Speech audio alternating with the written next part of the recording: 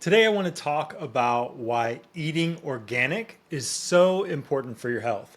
I hear this all the time from patients and even some family members that basically eating organic isn't that just a way for the food industry to charge us more for food that doesn't even look as good as the non organic food? And I get it.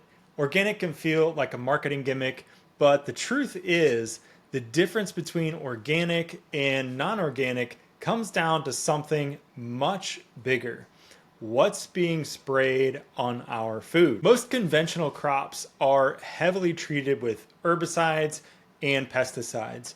And what do those chemicals actually do? Well, they're designed to kill off organisms. They kill small bugs, weeds, fungi.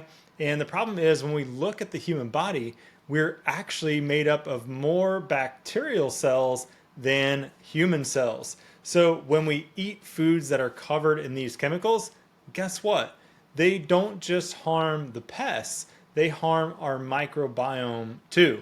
And that's your gut bacteria, the good guys that keep you from getting sick. They're part of your digestive system, they're part of your immune system, and they're even an important part of your mood and your brain chemistry as well. And so that's why I believe that it's vital to eat organic whenever possible. Honestly, I find it ironic that we even need an organic label because food used to be grown organically by default. That was the only way that there was. But today, with so many chemicals saturating our food supply, it's something that we definitely have to be intentional about. One pesticide I want to call out specifically is one called glyphosate. And you probably have heard it also called Roundup. You've probably heard on TV or in the news, there's lots of lawsuits connected to glyphosate. And glyphosate has definitely been linked to major microbiome disruption. And the scary thing is, it shows up in so many places.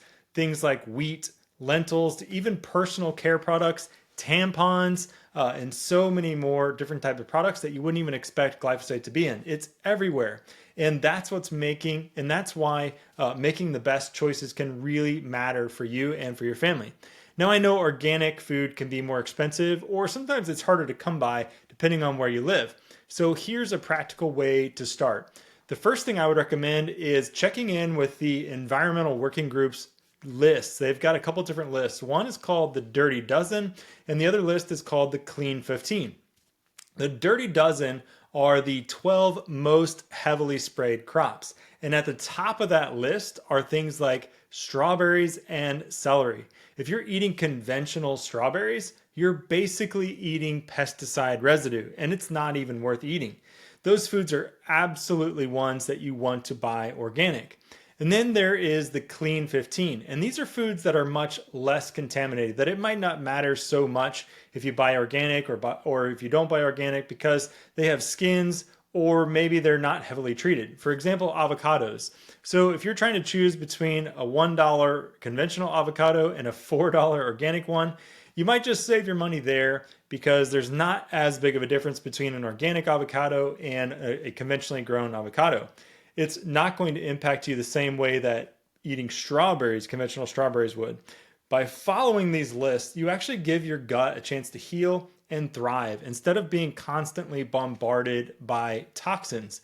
And don't forget, it's not just about fruits and vegetables.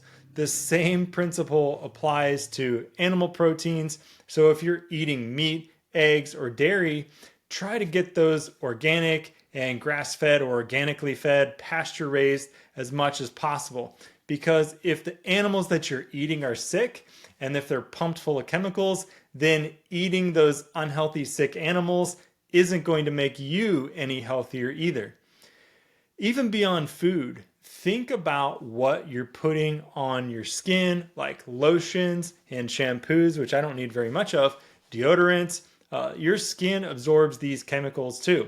So take an inventory of both what you eat and what you put on your body, because it can make a huge difference in your energy levels and in your overall health. Here's the good news. Once you become a smart shopper, you'll realize that eating organic doesn't actually have to break the bank. Farmers markets, food co-ops, and many online retail stores offer organic options at prices that are really, really close to conventional. So here's the bottom line. Pesticides and herbicides kill the good stuff in our bodies, just like they kill the bad stuff in the crops. So choosing organic whenever possible protects your gut, it supports your energy production, and it helps your body heal the way that God designed it to. I would recommend that you start with the Dirty Dozen and Clean 15 lists and make gradual changes. And you'll be on your way to a healthier, more resilient version of you. I'll put links to those sites down below this video and in the email. Thanks for watching, and we'll see you in the next video.